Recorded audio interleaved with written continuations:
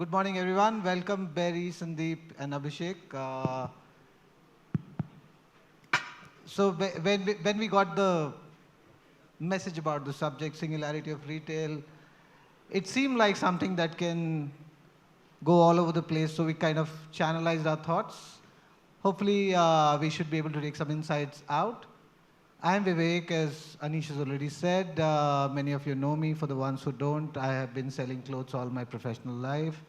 Worked across multiple brands. Currently, I work for Being Human Clothing. It's a purpose-led business. I would request everyone to introduce themselves, and then we'll get away with the rest of the conversation. Hi, I'm Barry Singh. I started my career way back in 2000, so I might look a little fossil. Don't go by the year I started. I'll still look younger. So I started my career with Arvind, moved to Reliance Brands, headed a couple of brands. 2013, when startups were not so cool, we decided to jump ship, started our own company called Ace Turtle. We started off as a retail tech company, giving our technology solutions to brands and retailers. 2020, COVID happened, and we thought it would be good to pivot. So we pivoted, started taking licenses of brands. So today we own the license for Lee Wrangler, Toys R Us, Babies R Us, Dockers, and a few more to be launched. So I'm the co-founder and CEO of Ace Turtle. Thanks.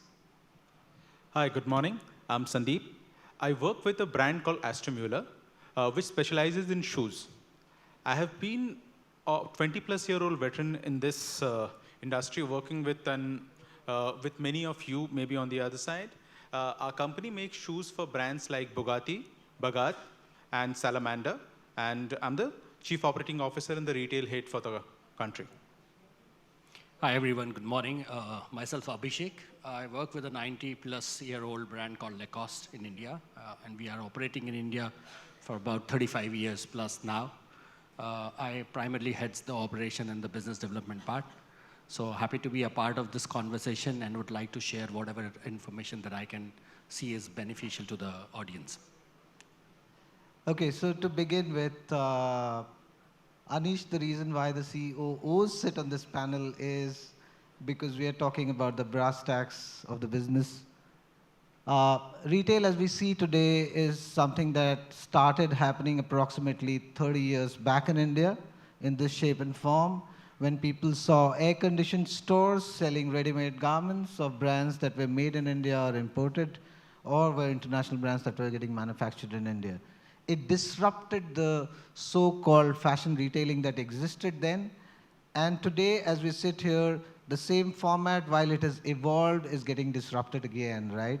So the first part of the conversation that we'll spend, and each of my fellow panelists, sorry, I'm looking at my phone, not because I'm expecting anything else, but here are my notes. So I don't mean to be rude, I'm just explaining that. So retail has constantly evolved. It has disrupted in past. It is sitting at a place where it is getting disrupted with the entire thing happening around digital commerce and a lot of D2C, which is based on a certain kind of consumer insight and data. There's fast fashion. There is a whole bunch of things happening, right? And every format of business has got their own sort of advantages or disadvantages. In today's date, digital commerce knows every single thing that you've browsed, everything that you put in the cart and you dropped off, everything you ordered and you returned, and so on and so forth. So there's a lot of unified data that exists. When we look at the consumer view of our stores, while there is a certain amount of unified data, there's a lot which is anecdotal, right? Now, we don't need to solve every single problem. I would want to start with you, Barry. Do you think it's a problem to be solved? If yes, then why? And if no, then why?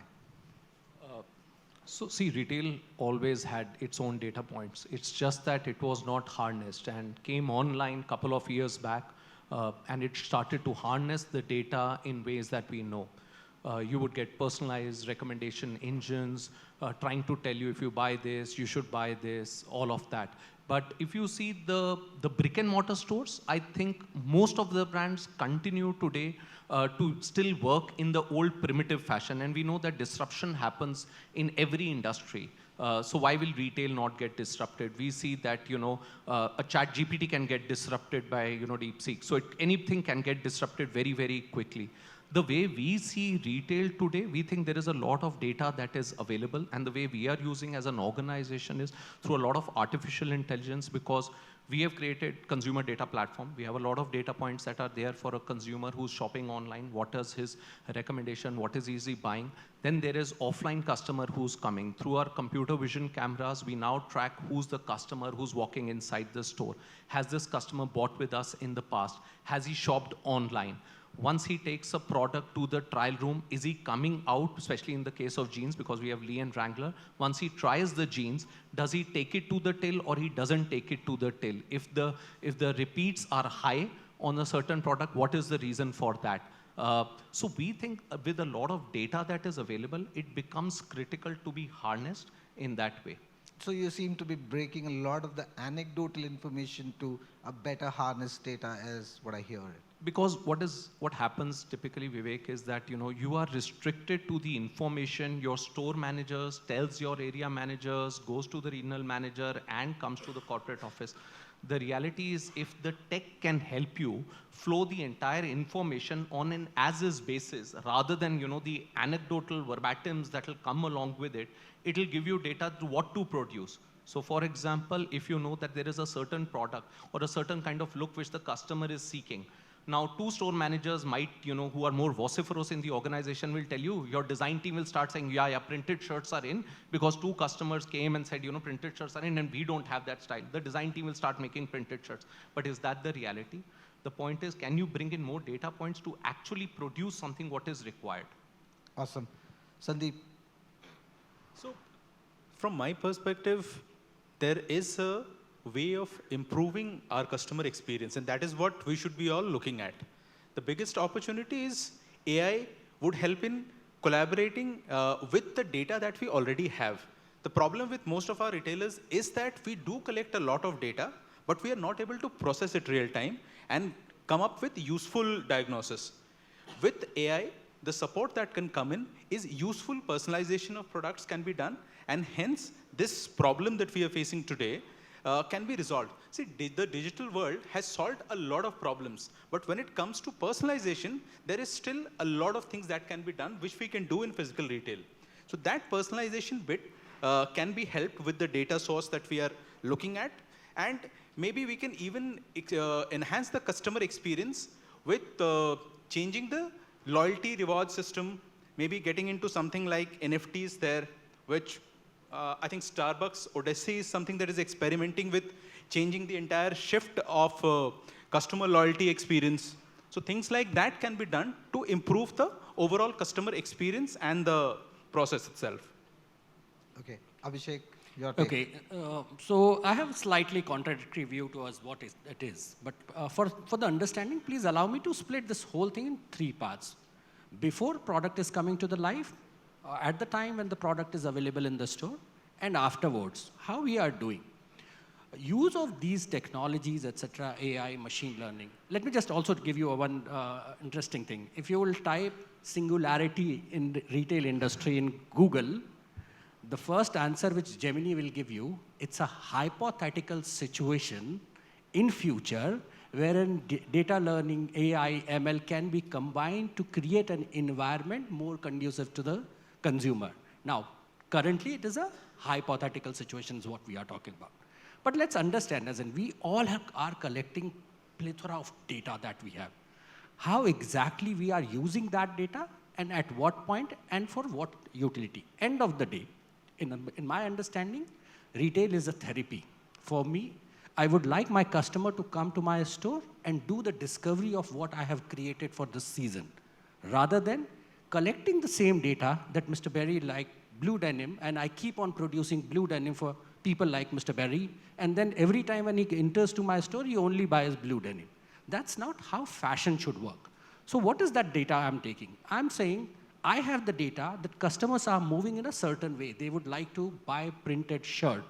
So at least let's divide the collection in two parts. One part of the collection says you should have always something available in your stock, which is never out of stock, has certain trend, which is called basic score, whatever that you want to say. Now the second part of the data is how you utilize that data to serve your customer. when he's entering into store, his priority, his points, his loyalty, and how you actually talk to your customer about it. And the third part is when once the customer is going back to home, then how are you utilizing that data to bring the customer back to your store once again? So these are the three aspects of the data. I'm still of the belief that fashion as an industry and as a category should be more discoverable, and we shouldn't really be kind of getting influenced ourselves to our designers, etc., so that they start copy. So today, if in case you go to, you just type, show Abhishek in a red polo, and there are 1,000 options of Abhishek appearing with the help of AI ML in red polo. If I continue to wearing red polo, I will always be wearing red polo. But till the time I know that I'll look better in blue, I don't know. So for that, someone has to really bring a blue polo for me, and that is how I do my discovery. So for me, as in how we utilize the data, as a slightly different view in comparison to other. Sorry, if I could just, Abhishek, you mentioned, by the way, all the three of us are wearing blue jeans. That's a different point altogether. But the reality is one of the biggest problems, especially the apparel industry faces today, is a lot of stock is left over. Our designers might use better forecasting tools, but the reality is in spite of that, there is still a lot of leftover stock, a lot of discounting, which has plagued the industry. We are probably the only industry which gets such high gross margins, but a lot of gets eroded through discounts. And we have seen in online today, nothing sells without discount. And we are to be blamed as brands because we have done that, and also because we produce more. So if you try to use data in a much better way, what will sell, bring more predictive analysis, probably we'll be able to reduce, probably have an Abhishek in a red polo and a blue polo, but using predictive and saying this is more likely for Abhishek to buy. And just to add to what Barry is saying, as a retailer, the biggest challenge has been the leftover inventory always. And this is something I remember in my early days when we had a franchisee who used to have very profitable stores. So I used to tell him, sir, you are making a lot of money. So he used to turn me around and say, sir, wo sara na पीछे stock room में पड़ा है. वहीं से आप payment भी ले लो इस साल. No, I completely agree. As I said, I have a contrary view, so I'll just answer the gentleman. No. Please understand, what we can use the data in a way, how much to produce can be predicted with this data. But if we are starting to produce to sell during the discount is what we are not taking a conscious call that we are producing so much so. Yeah. So how much is to be produced can come with the data learning that we have. But what to produce, I think it's to be a discovery. That's the limited point I wanted to say. So Abhishek spoke true blue French fashion ethos and fair. And you know what, I'll just add one bit here. So while there's a lot of tech available,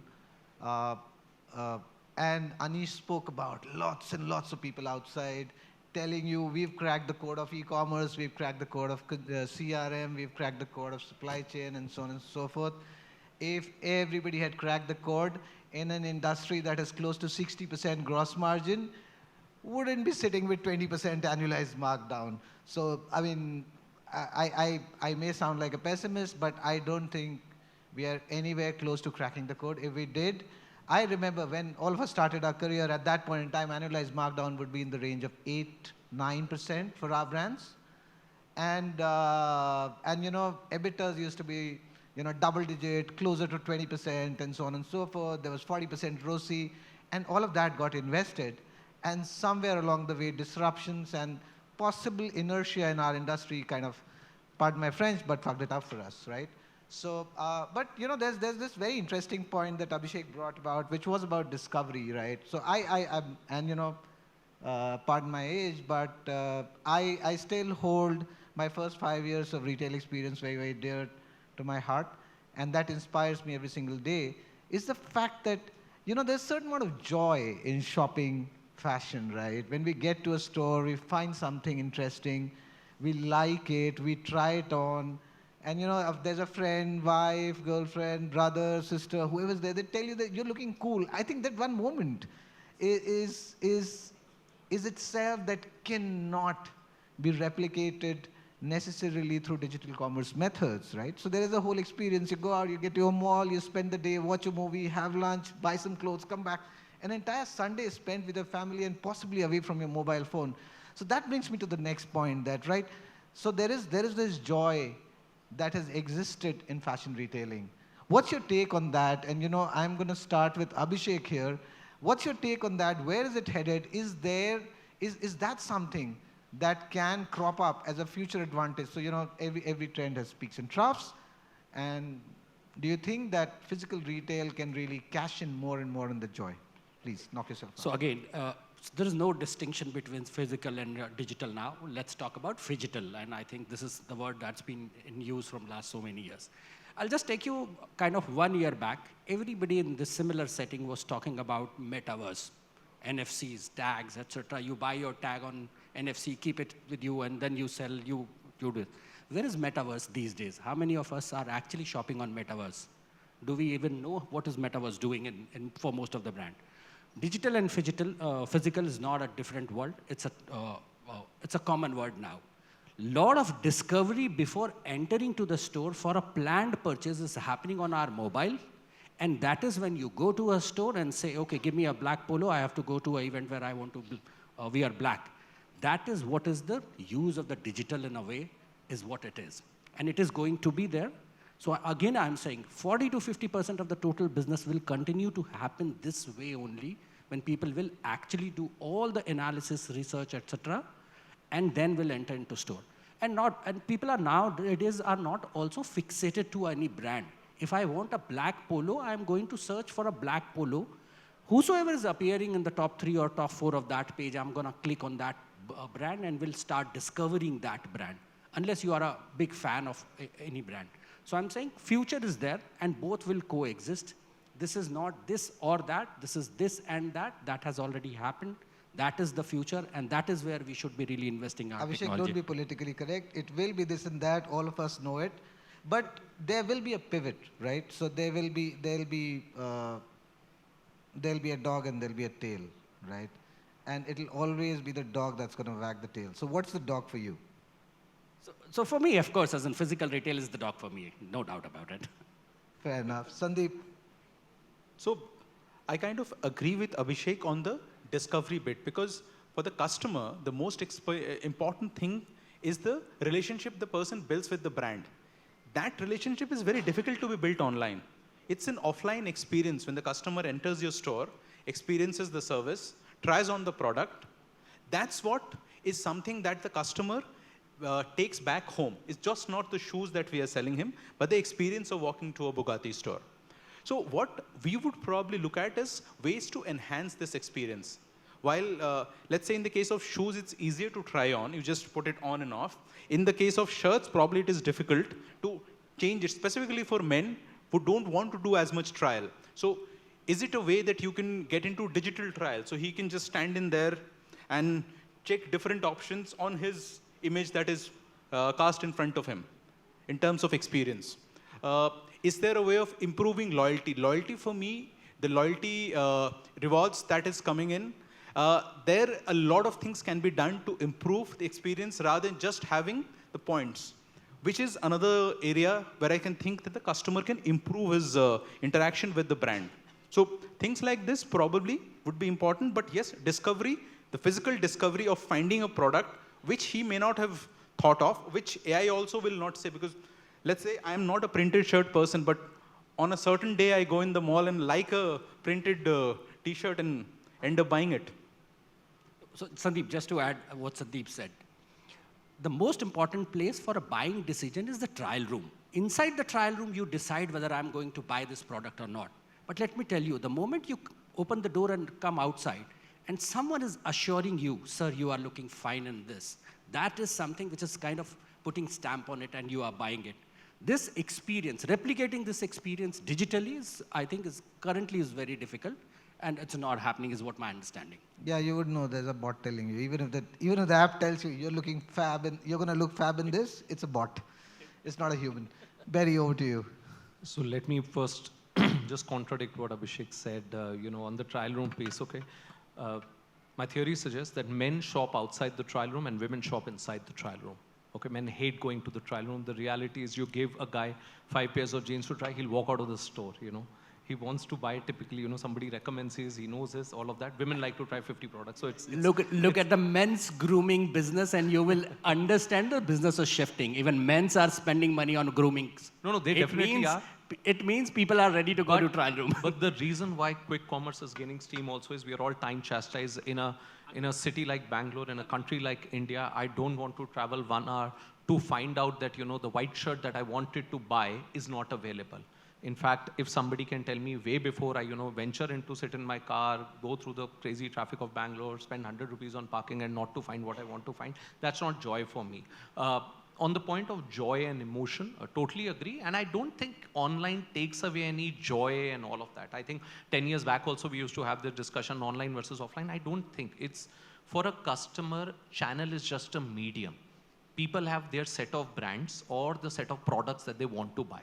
Channels are agnostic, consumer agnostic of channels. It's about their need. So today in the middle of the night, I know that if I have to buy something and I need it for tomorrow, then whatever channel can give me that delivery tomorrow becomes the most important channel for me, and my need is being serviced.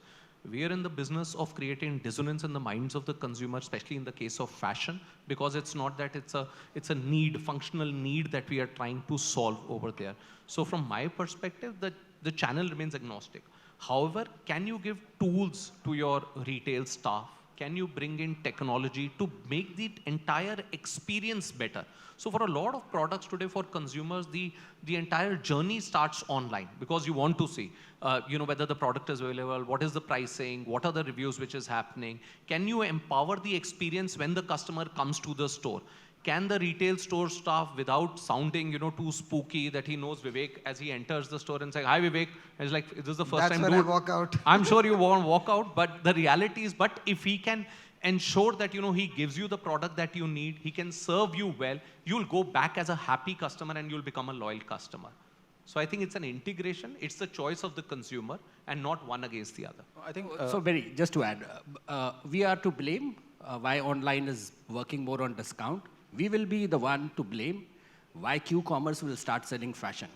Fashion is not an insulin injection that you need at 11 o'clock in the night. If in case you want a polo, it's a polo. You can buy it next day. What is the hurry of getting it at 11 o'clock delivered in 10 minutes at your home? Who thought a lot of the things that quick commerce is selling would be required in 5 minutes? But that's a conscious call that a company has to take. Guys, you know what? About 3 or 4 months back, I was sitting in a room like this, and towards the conclusion of the panel, somebody asked this question, quick commerce for fashion. I did that, I'm going to repeat it. How many of you want a t-shirt delivered in 7 minutes? Raise your hands. How many of you are founders of quick commerce companies? Or you work for a quick commerce company? So, but strangely enough, while most of the people don't express it, but Barry, I and Abhishek, I'll tell you this. I have spoken to some of them. I have seen their numbers. They're not bad at all. They're not bad at all. So, Vivek, if you remember, I think both of us were there when this question was asked in Bombay. It was, I think, another forum, yes. So, at that point in time, in that panel, probably I was the only one saying I am willing to experiment with quick commerce because I see that as an opportunity. The customer today, it's not about who wants fashion in 10 minutes. It's more about convenience. Today, when I moved from Big Basket, when it was not doing quick commerce, to Blinkit, it was because I didn't want to order and wait for the next day. Now, when Big Basket is doing that 10-minute, 15-minute delivery, I'm still sticking to Blinkit because I don't have a problem there. So what happens is, quick commerce is, yes, it lacks a bit of the experience, but the convenience is so much.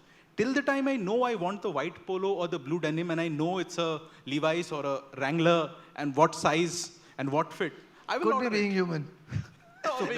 So there is also a buzzword called sustainability and the quick commerce. Please speak both together, and then you will understand whether a fashion brand requires quick commerce to be a responsibly ESG compliant brand. So yes, I think that's very important. And that's the elephant in the room. All of us talk about growth and sustainability in the same decks that we do to our boards, investors, everyone. And if you ask me frankly, the moment you talk about volume growth, you're taking away from the planet. I don't know how sustainable is that, but that's very contradictory to the business we are in. So I get your point, but I just want to add one thing. That one learning that I've had in the last few months is, I don't think consumer is differentiating as much between an e-commerce and a quick commerce. They just see quick commerce as a way to buy the same set of products if it is available, and it just happens to be a faster delivery. So I think there is some merit there. It'll have to be found, and I'm sure all of us will be wiser in future.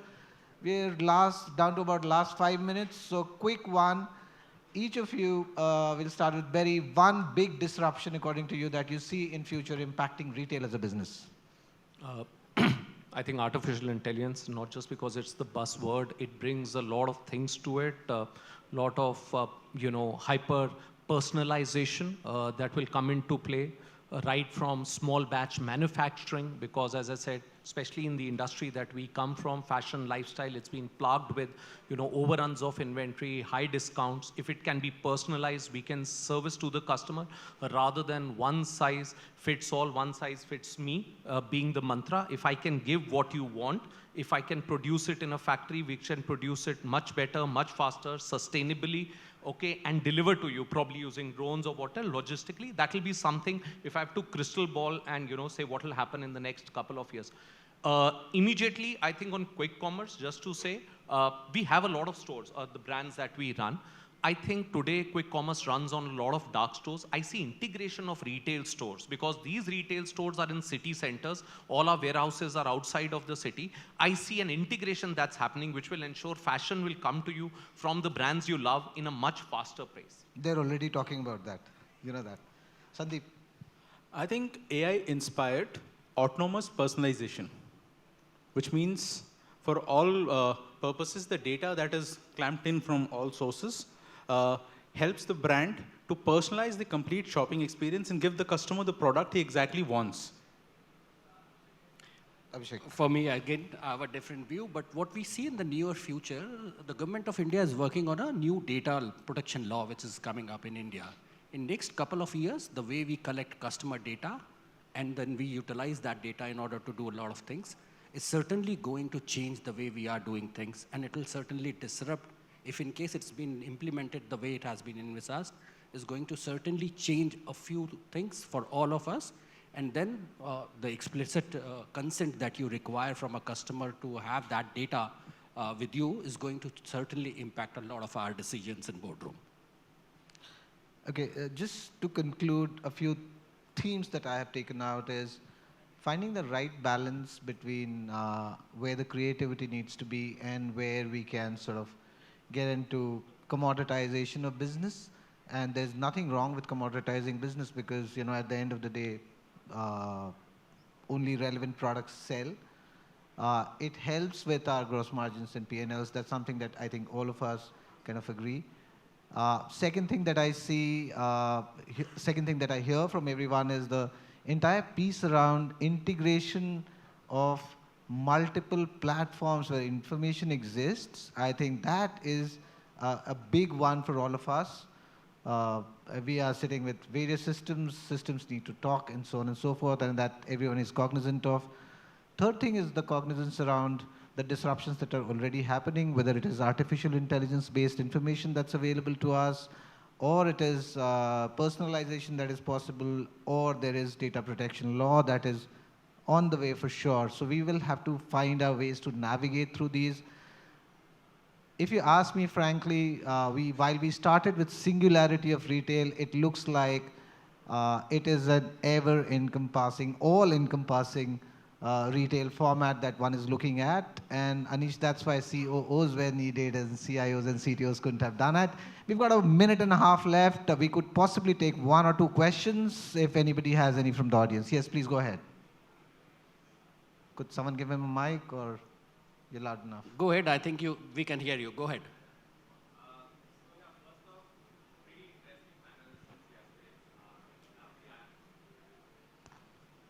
Hello?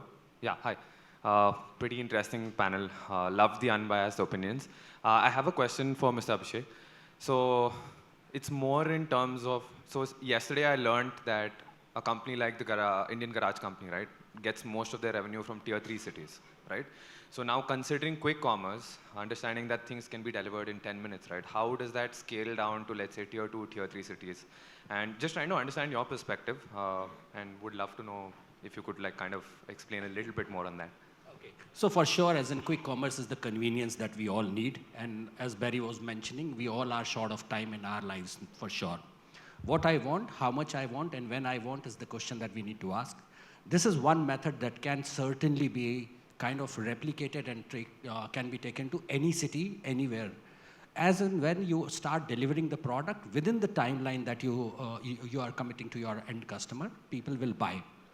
The biggest problem as a brand, as an operations head, what I see at the back end is the kind of a reconciliation that I need to get into, how much I have given you, how much you have delivered, how much is returned. So we are also kind of a business wherein there are probability that what I have given you and what I get returned from customer is not the same product. Please understand, for an international brand, this is also a bigger challenge because a lot of copies are available in the market.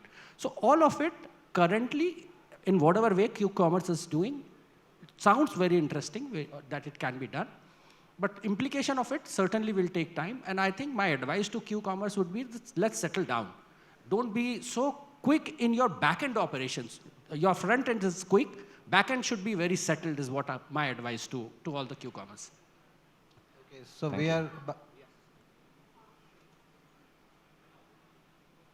Hi. Hello, am I audible?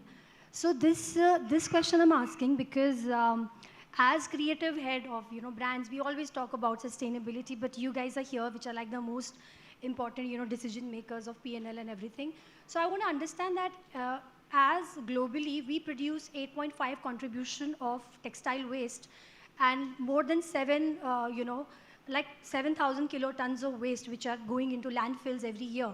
So as the CEOs and the CEOs, what do you think about using the products which are not so good quality, but they are just circularly produced?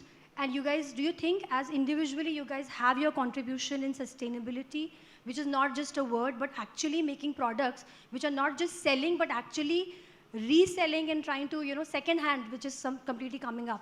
So I wanted to understand what is your individual take on this thing. For being human, I know they do their part, but I want to know other brands which are kind of... My view, let's talk about slow fashion. Fast fashion is something that if we really want to be responsible is what we are consuming, we need to be slow fashion. Today morning, in fact, I was talking to someone, why do you need a carton pack when you buy a toothpaste? You hardly need it. The only thing is the toothpaste is actually being kept in the box, which is hardly utilized. Can we sell toothpaste without the carton box? As a customer, you need to think about it. And as company, we are ready to deliver. We are investing technology wherein we are saying that we will double the life of our product. Are you ready to wear the same polo for 3 years? If yes, we as a company, we are responsible and we will be doing it. So I think we think differently as consumers and we think differently as brand owners. As a consumer, we want sustainable products, but with sustainability also there might be a price increase because if you're going to factories who are going to do this, if you're going to use less water, you're going to use other technologies, it increases the cost. Unfortunately, consumers are not ready to pay the hike in price. The reality is with a lot of tech and data coming into play, you can produce less, you can ensure you can give to your customers what they want, which can ensure that you can continue to keep making your gross margin of ensuring that you're also trying to conserve the planet. So just the circularity of the textile, once you kind of resell, you kind of reprocess it, it reduces its quality and so I just want to understand, do you guys also have the plan in your entire range that, okay, we are ready to make these kind of, which are not very good looking like a virgin textile, but still we are ready to put in our collection? Yeah, Shalini, time's up. I'll just tell you quickly 2 things. One, the quality doesn't go down. I have done it. I have worked with some of the best guys in this space. The quality doesn't go down. There is a cost implication. And initially, maybe the brand can take a part of that load, but at some point in time, consumer will need to come up. India, 56% of the people say they want sustainable products, and 11% of them actually end up consuming it. So, while everybody likes to talk about sustainability, it is a great boardroom topic. It's a topic that warrants action. And I'm using a word like action because, we can't be superficial about it. Consumers need to act, they need to pay for it, you'll get it. Okay, until such time, there is suffering, there is suffering. Thank you very much. Thank We you. need to act. We need to leave the room. There are Yes, other people. Anish is going to throw us out. Thanks. We are being told time's up. So. Okay. Thank you so much. Thank you so much, gentlemen and everyone, for the time and patience.